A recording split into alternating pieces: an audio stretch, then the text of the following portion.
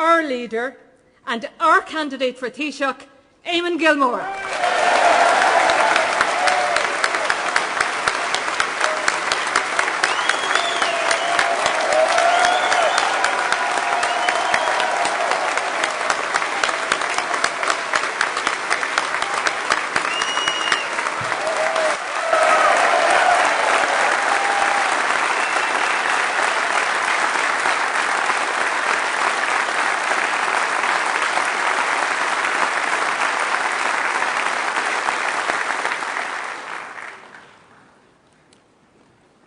Nature has given us a beautiful homeland. Our bright and resourceful people, for generations, have worked hard to set it free and make it prosper. Scúis broid, gasci or leachra in alien, litriocht, ceol agus sport. Ireland is a great country, but our country has been laid low by the reckless actions of a feckless few. On this spring evening, Ireland lies wounded, injured by greed, emotionally drained, because the very institutions which were trusted by most have let us all down so badly. It is now personal. The job losses, the business failures, the mortgage defaults, the cutbacks are no longer just items on the 9 o'clock news. They are in our own families, among our own neighbours, within our own circle of friends. We worry, mostly about what the future holds for our children. Can we afford their education? Will they get a job? Will they too have to emigrate like the generations before? At times, we feel we're beginning to cope with reduced incomes, with the uncertain future, learning to adapt to life in a recession, coming to terms with it. And then we hear of yet another scandal, another dark secret from the past, still more of our hard-earned taxes going to bail out a broken bank, and we get angry all over again. It has to change. We could spend all night complaining about why and how it happened, how greed was allowed to win out over the generous instincts of the Irish people, why self-interest was promoted over our natural inclination for friendship and working together, how an arrogant and inside clique hijacked our country. But that gets us nowhere. We have to change it and make up our minds to stay focused and determined to do so, to help Ireland recover, to take back ownership of our country, to secure the future for our children, to make sure it never happens again.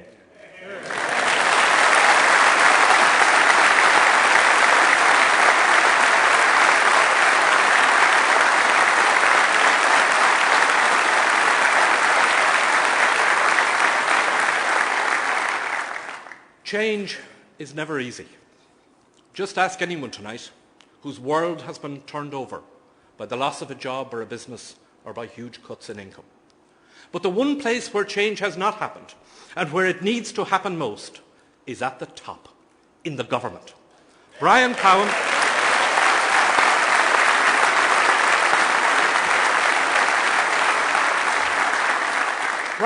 and Fianna Fáil think that they can stay in office for another 2 years. Just think about it. For the next 2 years, while families are suffering from their cutbacks and businesses are struggling to rebuild and workers are trying to hold on to their jobs and those out of work and graduates coming out of college are trying to find their first job, this country is to stay handicapped with a clapped-out government that is now more concerned with restoring its own political fortunes than with recovering prosperity for the people. After all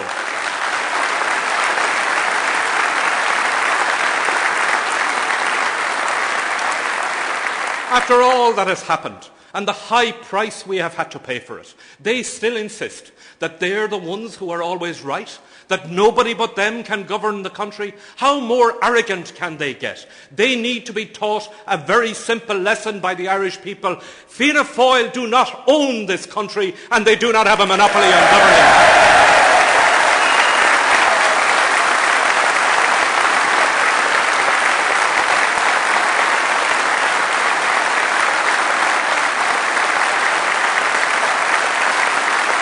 At the end of the day, a country is not a government, or a political party, or a church, or a bank, or any other institution. A country is its people and the values they hold to. It is time to take back our country and to get rid of Fianna Fáil. But the political change we need now is not just from one crowd to the other crowd, not just a swap of faces or a political affiliation around the cabinet table. We need a change that is deeper and different. We need a government that is not just content to work a broken system, but a government that will change the way the system works and be prepared to change the system itself if necessary. A government that will lead the change that has already begun in people's lives and in the way we all see the world differently since the recession. That prosperity should be sustainable, that we have to work with each other, Lechéla, One Ireland, that human values are more important than economic prices, that jobs and reform and fairness must be the guiding markers for the next government. The Labour Party is offering to lead the next government. I say offering, because in a democracy, to govern is to serve the people, not rule over them. And because we have to travel a difficult journey to recover, more than ever, we need to trust those who are leading us on that road, that they share our values and decent instincts, and that they themselves know something of hard times.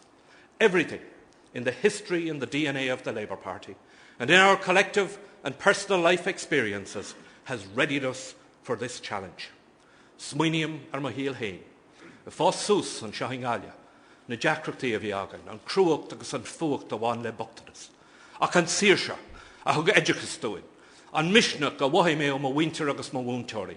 Taithí an síl a dóla mé ó bheith gobartíh le daoine óga agus le naibrí honna garta crochu.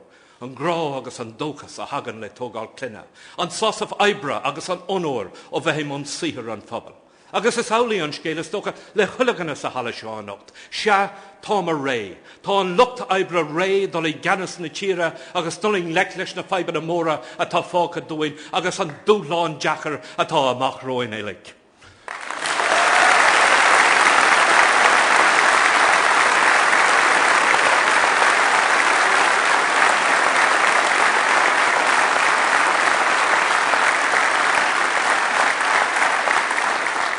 For 10 decades, Labour has served our country with integrity, working with our fellow citizens in homes, in communities, in places of employment to make this a better country.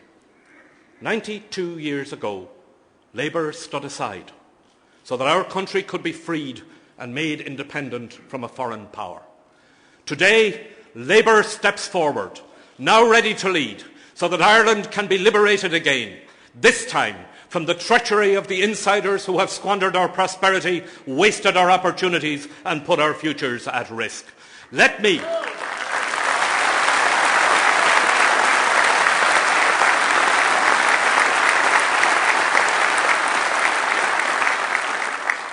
be bluntly clear about this. Our objective at the next election, whenever it is held, is a new government led by Labour.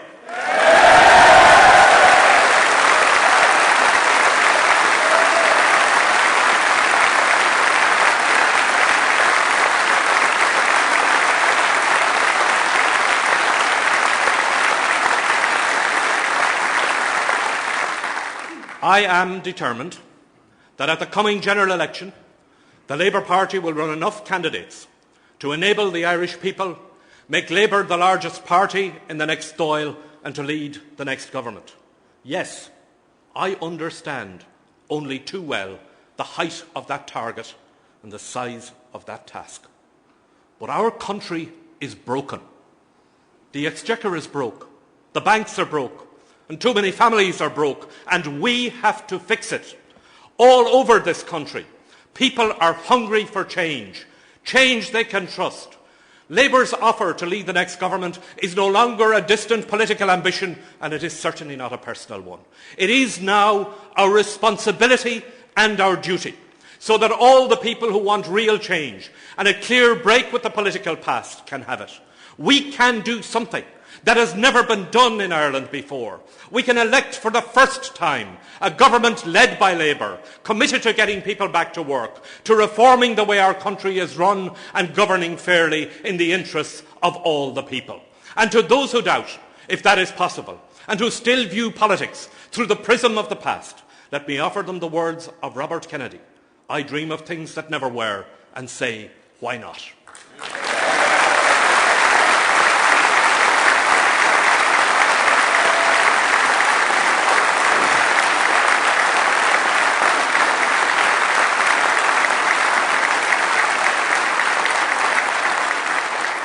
A new government, led by Labour, will waste no time getting our country back to work, reforming the way it works, and putting an end to working the system. Labour is the party of work, and jobs are what will rescue our country from the depths of this depression. As part of our job strategy, Labour will take €2 billion from the Pension Reserve Fund and establish a strategic investment bank that will put €20 billion to work in our economy.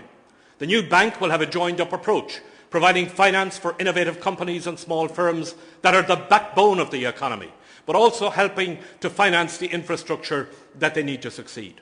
Investment in networks like renewable energy, next-generation communications, smart grids, creating the environment for a new wave of Irish companies that can seize the opportunities of a new world economy. In our first budget, Labour will establish a dedicated jobs fund to finance measures that create and support employment, such as a PRSI break for companies that create new jobs, such as more direct support to firms for research and marketing development, moving ahead with projects such as school buildings that are ready to go, driving ahead with our plan to promote building insulation so that we can create jobs, lower fuel bills and cut emissions at the same time. It is morally wrong, economically unsustainable and socially unacceptable to have 435,000 people on the live register. 1 in every 3 young men under 25 in the workforce are on the dole. Labour in government will provide hope and opportunities for all of those who have no work. Labour's Jobs Fund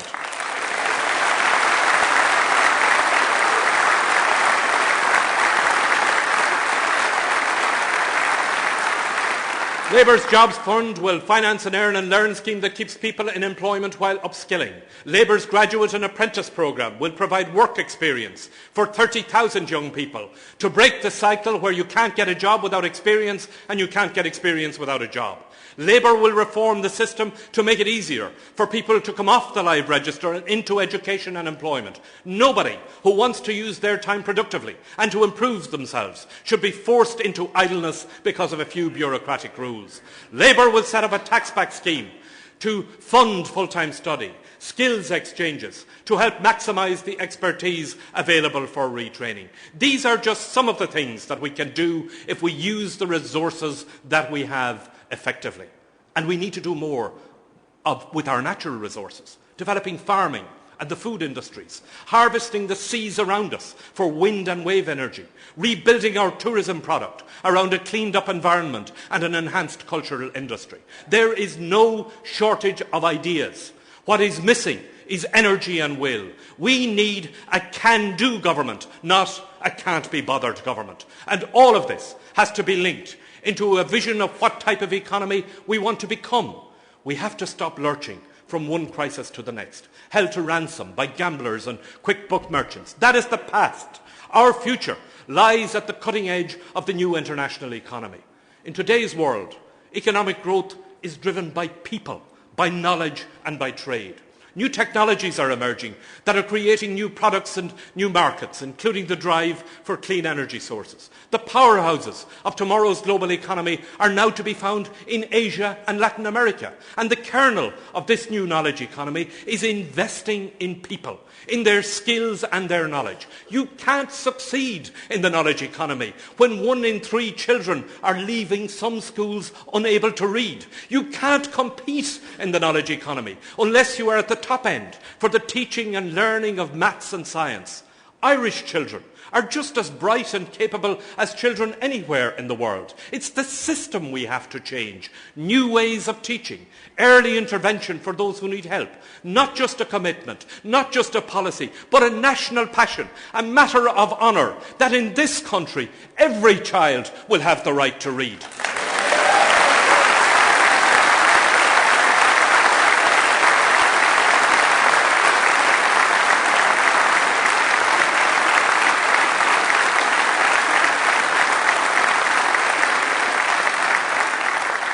And that we will be known across the world, not only for our poets and storytellers, but for our scientists and engineers as well. We have had enough bad investment in property. It's time for some good investment in people.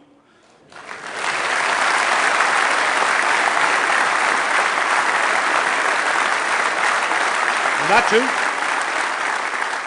that too means investing in our health. We've great doctors, nurses, health workers, all trapped in a failing system. It's almost 10 years since Labour first proposed a way to organise and fund the health service that would bring together resources already being used in a more focused, intelligent and fairer way, making sure that money follows the patient and that medical need and not money decides who's the patient in the first place. We called it universal health insurance. Fianna Fáil rejected it. They said it would be too bureaucratic. Instead, they created the HSE.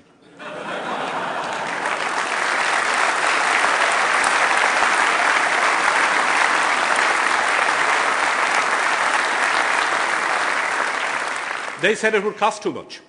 But 10 years and 10 billion euros later, more and more people are now coming around to Labour's plan, including last week the Irish Medical Organisation.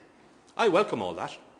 But what is really needed is to turn the ideas into practice and a better health service and better hospitals for patients.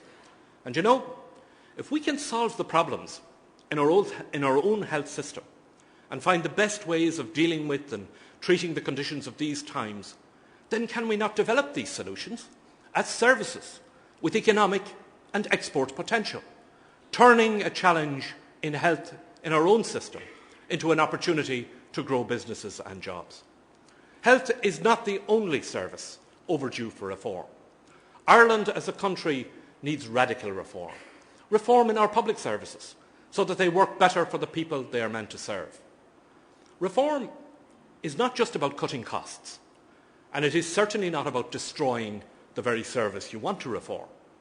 Labour believes in good public services. Labour respects public servants. We want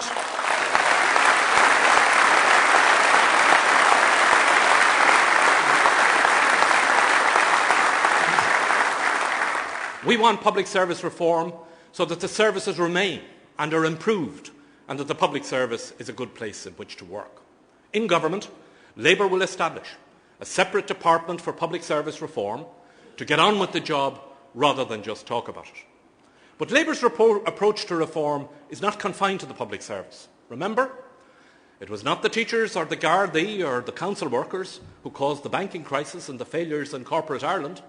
We need reform too in the way Irish business works, and Labour will therefore legislate to put an end to the culture of crony capitalism, clearing out the board.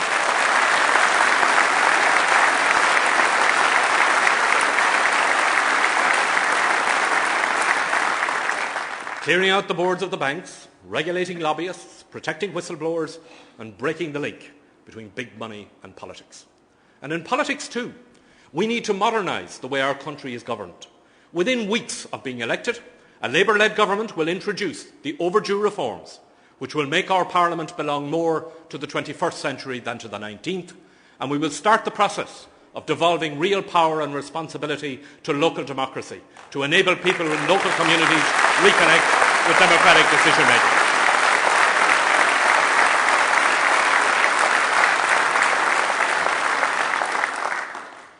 But we need to go further. We need as a people to consider and shape how we are going to order our affairs for the next 2 generations or more. What political institutions we will need in this new century. How they should be elected, to what extent they should be local or national, how they should relate to the civil service and the public service and to Europe, how we can have effective regulation and law enforcement, how our democracy can develop and endure. It is time, in my view, for a fundamental review of our Constitution. There is much about the Constitution that has served us well, but it is a document written in the 1930s for the 1930s, a time when one church was considered to have a special position and women were considered to be second-class citizens. And if we are to truly learn from the experience of the last 10 years, then we need to look again, in a considered way, at the fundamental rules that bind us together. Our Constitution belongs to the people, not just to the political institutions. So this must be a people's process. What I propose is a constitutional convention, a coming together of all strands of Irish society to redraw our Constitution. The Constitutional Convention would include experts and specialists, but would also include individual citizens, randomly chosen in much the same way that we choose our juries, charged with the task of keeping what is best in our constitutional tradition and to develop a new constitution fitted to our times and our aspirations. And let us set ourselves the target to have it ready for the 100th anniversary of the 1916 Rising, that seminal moment when our state was conceived. Ours is the history of a people driven in each generation to shape their own future. Now, once again, in this generation, we should have the confidence, the determination, the imagination to take control of our own destiny and to shape our country and our future. The journey we face now won't be easy. It is the road to economic recovery, through the challenging terrain of reform, a journey to deliver our children safely to a secure and sustainable future. This is a journey that we must travel together as one Ireland. Our nation is too small, and the crisis and dangers we face are too great for solo runs or for putting sectional interest before the common good. This is not the time for division and conflict. This is the moment when we must all pull together. Lechéla, Fish, Ferbert is Fastiot. And the Ireland we will build will be rooted in fairness, in every strand of life and in every way we do our business. An Ireland working with Europe and open to the world. An Ireland playing its part in the battle against climate change and world poverty. One Ireland of women and men, old and young, gay and straight, all equal. One Ireland of employers and employees, farmers and business people, private sector and public sector, working in the home, volunteering in the community. We all make our contribution and we should all be treated fairly. Giving according to our means, receiving according to our needs. One Ireland of different nationalities, of diverse religions and of no religion. It does not matter whence we came or when we came. Ireland is our common homeland now, the land for all our children. One Ireland, an Ireland of equals.